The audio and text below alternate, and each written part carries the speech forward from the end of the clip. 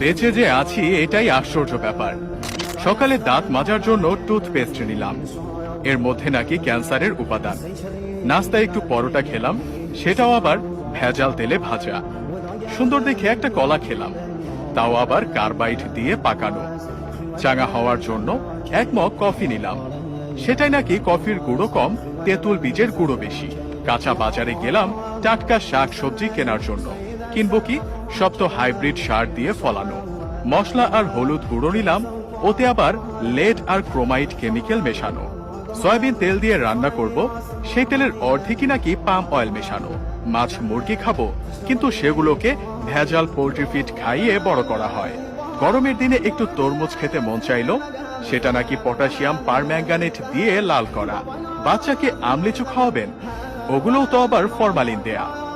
একটু মিষ্টি খেতে মন চাইলো, জিলাপি নিলাম, সেটা